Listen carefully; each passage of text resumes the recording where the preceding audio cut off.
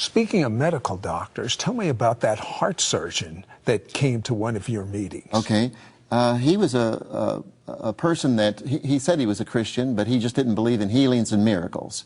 And he came to a service in North Carolina, and he said that, well, the upshot of the whole thing is, let me start back, that I was preaching. And when I was preaching, I didn't know these people. It was the first time I'd ever been to this church in my life. There's 300 people, something like that there. And I looked back and I seen this man. I seen in his chest, and I seen the demons, and I could tell you where they were wrapped around his arteries and on his heart region. And I just told him, I says, you've got problems here, and I described it. And I didn't say it was a demon. I didn't want to scare him. Some people get scared by that. And so I just said, there's a problem here, and it's causing a major, and I told him where it was, intricately. And then I says, I'm going to get rid of it now in Jesus' name. And so I did. And then he got real excited. And he says, I felt that.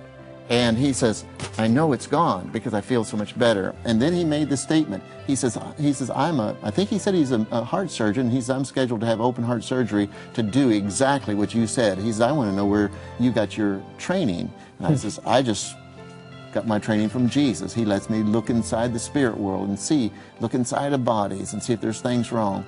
And he says, I came to this service to prove that you was a fake.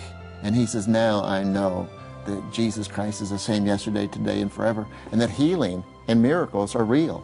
You know, Mel, it's wonderful that you move in this supernatural gift of discernment.